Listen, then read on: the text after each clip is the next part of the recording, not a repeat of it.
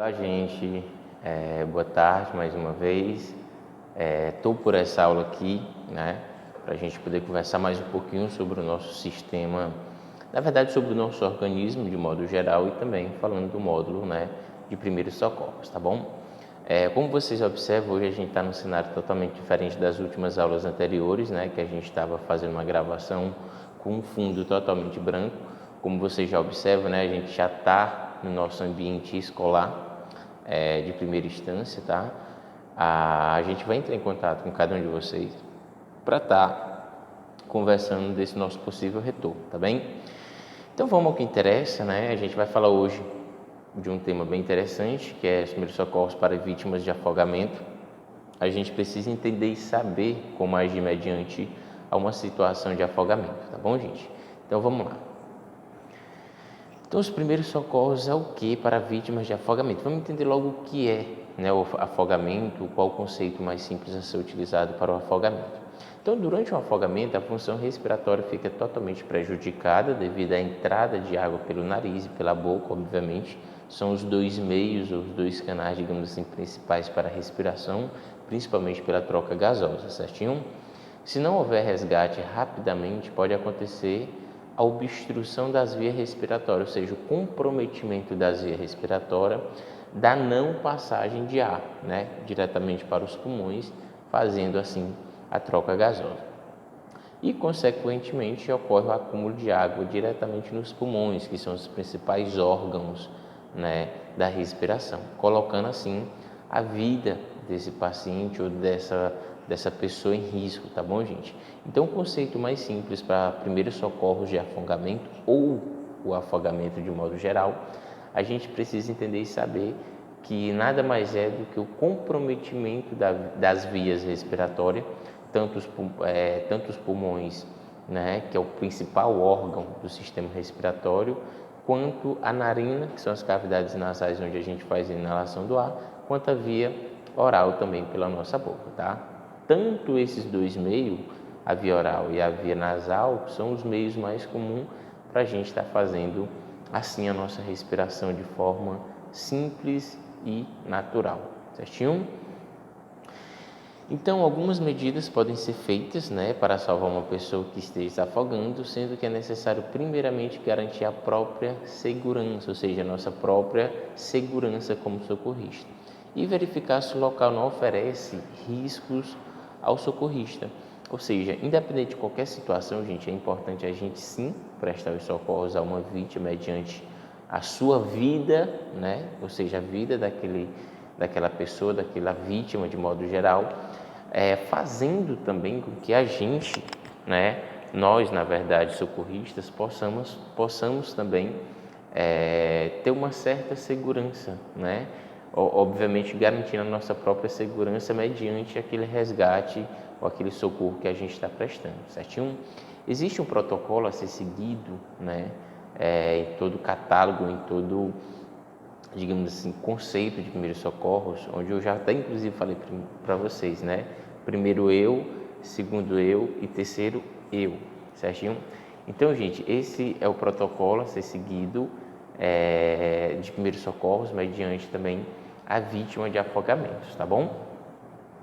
Continuando aqui, reconhecer, melhor, o que fazer para esse paciente ou para essa vítima, né, que está num momento de desespero, de ansiedade, de angústia, porque não está conseguindo respirar o ar natural que a gente costuma fazer normalmente, né? Então, reconhecer o afogamento. Como é que nós, socorristas, vai reconhecer esse afogamento, gente? Primeiro, observando se a pessoa está com os braços estendidos, né, obviamente, lutando para não ficar debaixo da água, pois muitas vezes, por causa do desespero, a pessoa nem sempre consegue gritar ou chamar por ajuda. Geralmente, a pessoa que está se afogando, gente, ela tem essa ansiedade, essa preocupação, essa loucura, esse desespero de modo geral, onde a primeira coisa que ela vê ali próxima a ela, que ela conseguir agarrar, ela tenta, digamos assim, abraçar, agarrar de forma com que ela possa, assim, como é que eu posso falar para vocês? No momento do desespero, se agarrar aquela coisa e tentar lutar contra a própria água, se é que vocês me entendem, né? Então, esses meios, gente, digamos assim, são os meios mais eficazes, né, de a gente tentar resgatar uma vítima, é observar primeiramente ou reconhecer primeiramente o afogamento. Se realmente o paciente está com as mãozinhas para cima, se consegue gritar ou não, isso é importante a gente saber também. Então, a gente analisar e reconhecer um afogamento, de modo geral, é importante para o socorro também, para essas vítimas de modo geral também, tá bom?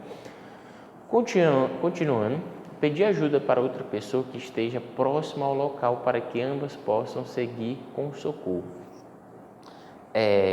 De modo geral, gente, é importante a gente ter noção, como socorrista, de resgatar uma vítima, uma pessoa que esteja no momento se afogando, mas também pedir um auxílio de uma outra pessoa que tenha noção também de afogamento, de resgate, de modo geral, onde possa lhe auxiliar ou lhe dar um certo apoio, suporte para você tentar resgatar aquela vítima. Nunca, de maneira alguma, né, haja por emoção, haja por sentimento. Infelizmente, gente, tem muita gente que não sabe nadar, mas é um conhecido, mesmo que não seja conhecido, quer tentar ajudar de qualquer forma, né? E aí, infelizmente, por não saber nadar ou por não saber resgatar uma vítima de primeiros socorros, de afogamento, acaba sendo, infelizmente, mais uma vítima aí naquela cena, né, digamos assim, de desespero, tá bom? Continuando, e aí, o que é que a gente faz? Logo em seguida, a gente resgatou a vítima, né? É importante a gente saber, mais do que nunca, os números tanto do SAMU, que é o 192, vocês observam, quanto do corpo de bombeiro aqui do lado direito de vocês, que é o 193, certo? Então, ligar imediatamente para a ambulância dos bombeiros, no 193. Caso não seja possível, desce ligar para o SAMU no 192. Professor, mas por que a gente entra em contato primeiro com o corpo de bombeiro? É bem simples, gente. O corpo de bombeiro, ele tem esse aspecto, digamos assim, de socorrista, assim também como os profissionais da área da saúde, que também trabalham no SAMU, né? Mas eles têm um preparativo maior, eles têm um preparo, né, digamos assim, um pouco maior em relação ao SAMU, porque eles devem resgatar, principalmente pessoas que estão afogadas, desaparecidas, tá? Fizemos os primeiros socorros para uma vítima de acidente, né, digamos assim, de afogamento, Corpo de Bombeiro. Logo em seguida, a gente entra em contato com o SAMU justamente para dar aquela assistência maior também, como o próprio desfibrilador, né, caso utilize para uma possível parada cardiorrespiratória. Enfim, mas por precaução, é importante a gente estar chamando logo o Corpo de Bombeiro e logo em seguida o SAMU, tá bom? O que fazer? Fornecer algum material flutuante para a pessoa que esteja se afogando, com auxílio de garrafas de plásticos, né? Pranchas de surf, material de isopor, até mesmo de espumas, né? A gente observa aí uma boiazinha, gente, também são os mais utilizados, tanto para piscinas, praias, enfim.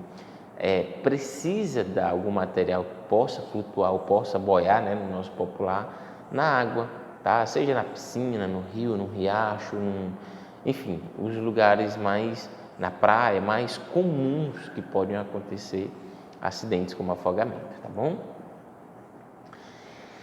Tentar realizar o socorro sem entrar na água, isso é interessante porque em algumas situações, principalmente em piscinas, né, a gente vê que possa, né, haver um termo ou um meio mais específico para você tentar socorrer alguém sem simplesmente entrar na água. Como assim? Jogando alguma coisa que possa flutuar, possa boiar, estendendo sua mão, de preferência a sua perna, caso seja numa piscina, que eu vou já explicar por quê.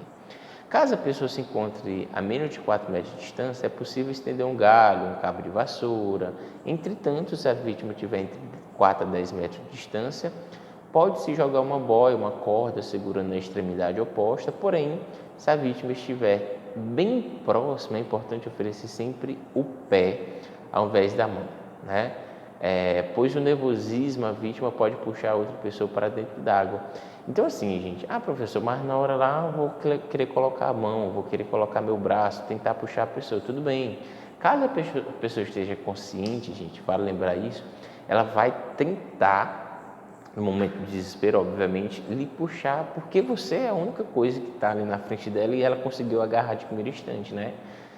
E aí, se você não souber nadar também, infelizmente você acaba virando uma vítima também, né? E aí o problema é maior, digamos assim. Por isso a importância de a gente dar a mão no lugar do... Melhor, dar o pé ou a perna, né, no lugar da mão, porque só assim você segura no... Como é que eu posso falar para vocês?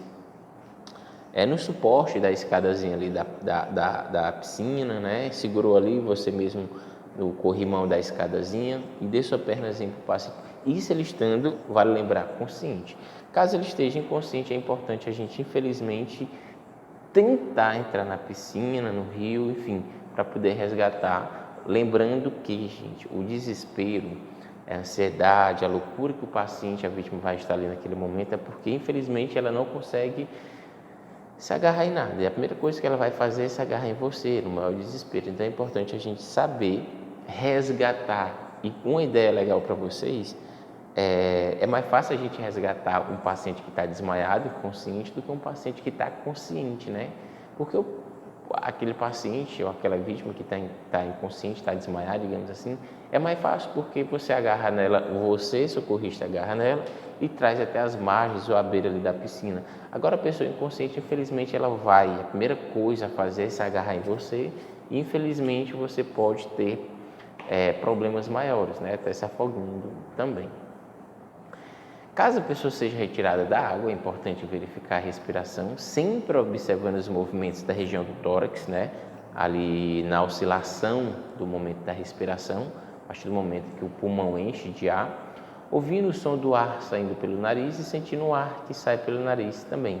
Se estiver respirando, é importante deixar a pessoa na posição lateral de segurança, até que os bombeiros cheguem no local. Professor, mas por que de decúbito lateral, né, que é a posição anatomicamente correta, falando, porque o paciente ele possivelmente esteja com as vias respiratórias comprometidas, né, não consegue respirar e ele de decúbito lateral quase não sai, é mais viável, mais fácil para ele poder desobstruir aquela água que está na região dos seus pulmões, certinho?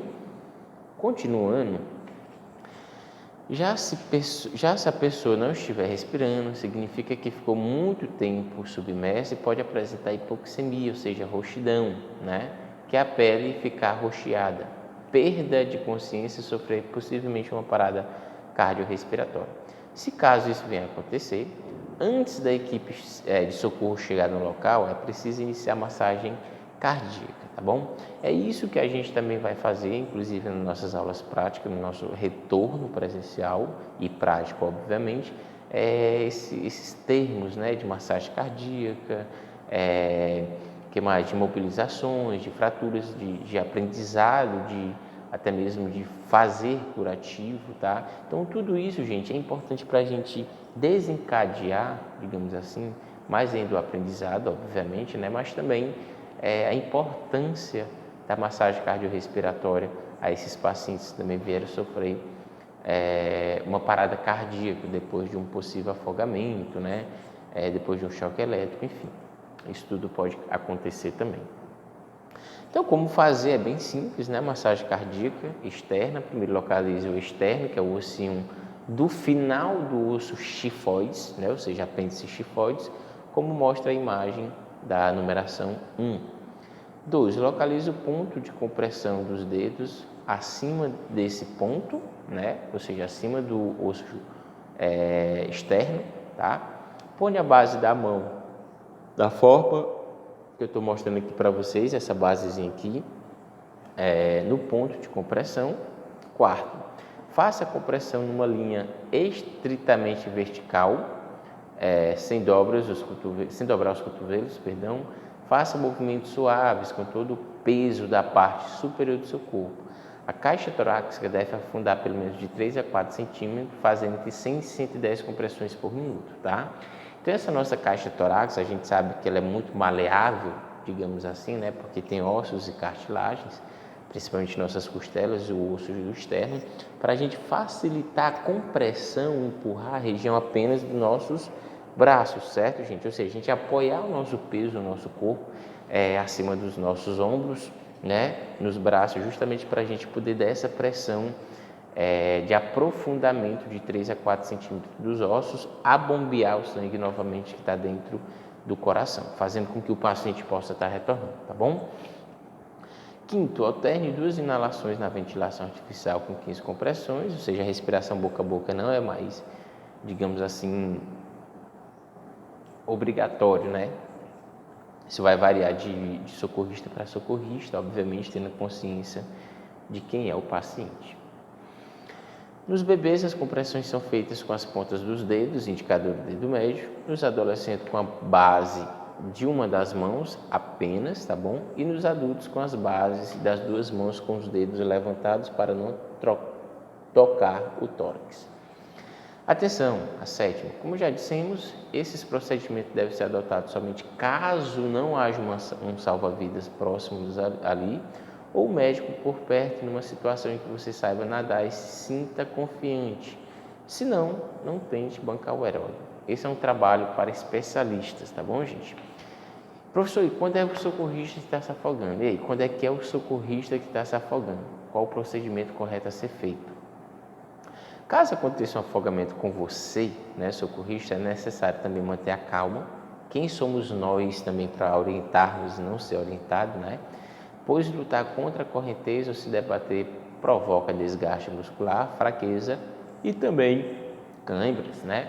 Também é importante tentar flutuar, assinar por socorro e só gritar quando alguém puder ouvir, porque pode entrar mais água pela sua boca, certo? Se o afogamento for no mar, pode se deixar levar para o alto mar, fora do alcance da arrebentação e evitar nadar contra a correnteza, né?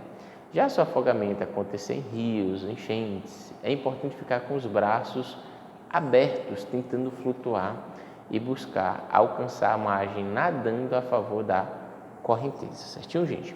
Dando continuidade, quando é o socorrista que está se afogando, né, o que é que acontece quando uma pessoa se afoga, né? Aqui tem um passo a passo do momento do afogamento até o momento do óbito que aquele paciente ou aquela vítima venha a ter. Para compreender como resolver a situação, devemos conhecer o seu impacto. Durante o afogamento, a função respiratória da pessoa é afetada por conta da entrada de água pelo nariz, obviamente também pela boca, uma vez que a vítima não consegue sair da piscina ou mar.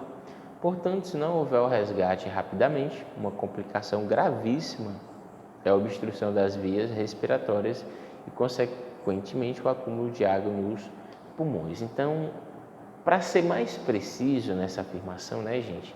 No momento que há entrada de água, tanto pela cavidade nasal, pelas narinas, o nariz, quanto para a via oral também, é importante a gente entender e saber que o paciente pode já estar ali, né, no momento que ele tenta respirar, entrando água tanto pela sua narina, né, desculpa, gente, e a sua via oral também, ele já está comprometendo as vias respiratórias dele, tá? Então, a importância disso também. E aqui eu coloquei para vocês entenderem, né, o passo a passo, do passo 1 ao passo 5, o momento que o paciente venha, infelizmente, a óbito, né? O primeiro nada mais é do que o desespero, a angústia, né, a ansiedade, de forma geral, o paciente já está tentando se debater, já está cansando, fazendo com que o ar que ele respira seja mais reduzido, né? No momento ali que ele está tentando assinar ou fazer algo do tipo, fazendo com que a água entre pela sua laringe, né? E a faringe também, onde encaminhem diretamente a água tanto para o estômago quanto para os pulmões. Na imagem 2, a gente já observa aí os pulmões encharcados de água, né? Digamos assim, onde dentro dos pulmões existem os famosos alvéolos pulmonares, onde é localizado e é feito, digamos assim, a troca gasosa, a troca do gás oxigênio por gás carbônico, não é isso? E aí, os pulmões, obviamente, estando comprometidos, ou seja, estando encharcados, os alvéolos pulmonares também estarão com toda a certeza, né? Fazendo com que o terceiro passo, né, digamos assim, o paciente venha perder oxigênio na região cerebral, porque não tem mais sangue circulando, sangue oxigenado, para poder levar sangue e oxigênio para o cérebro. E aí o paciente vem ficar o quê?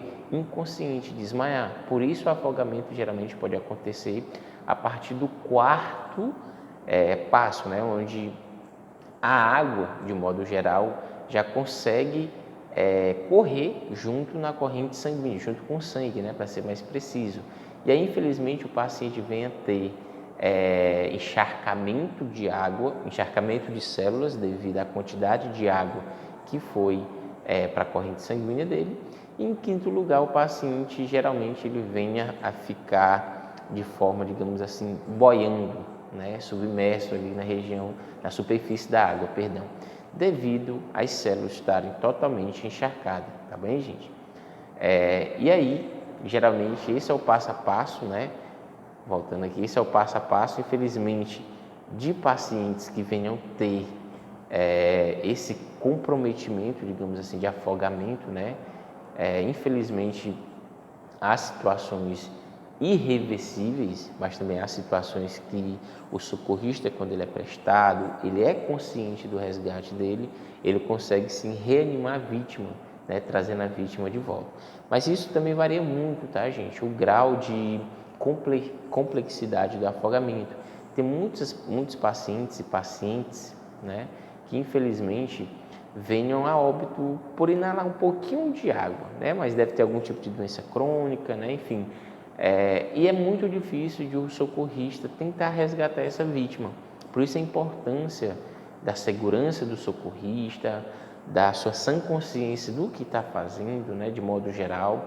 Então, assim, gente, esses métodos ou esses meios mais comuns que a gente utiliza para estar tentando resgatar uma vítima, é importante a gente ter ciência, né, digamos assim, do que está fazendo. Porque o resgate de uma vítima de primeiro socorro, como eu falei mais cedo para vocês, né, para quem está inconsciente, é melhor você resgatar e é mais fácil você resgatar um paciente que está inconsciente do que um paciente que está consciente devido à ansiedade, à preocupação, pensando que vai morrer, enfim, um desespero de modo geral, onde aquele paciente que está inconsciente é mais simples e fácil de fazer o seu resgate, tá bom? Então, gente, é isso, tá? É uma aula bem resumida, de modo geral, onde a gente vai ter práticas aqui também sobre o primeiro socorro de afogamento e queria deixar claro isso para vocês, que logo, né, mais uma vez, por mais que vocês, professor, de novo, o mesmo papo de sempre, como vocês observam a estrutura que hoje a gente está gravando a aula é diferente, na verdade, né? É sinal que a coordenação está se preparando para estar recebendo vocês, né, de forma gradual, obviamente. Retornamos na terça-feira agora, e anteontem, dia 22, se eu não me engano, hoje é sexta, obviamente, mas dia 22 a instituição abriu as portas novamente após o final do decreto, né, do Estado, e, obviamente, a gente está tentando se adaptar da melhor forma possível, obviamente, para poder receber vocês novamente para nossas aulas presenciais, tanto para as teorias quanto para as práticas também, certinho, gente? Pois, beijão no coração de cada um de vocês, cuidem-se, assistam a aula, as aulas é muito importante. Professor, tudo que a gente já viu, a gente vai rever novamente, vamos rever novamente, certo, gente? Espero que vocês estejam aí na labuta também como eu, né? Infelizmente, a nossa situação virou de cabeças, de pernas para cima, como diz o ditado, de pernas para o ar, mas é isso, gente, a gente tem que se adaptar com a nossa realidade no momento, tá bom? Cuidem-se, boa noite, fiquem com Deus e até a próxima, gente. Tchau, tchau.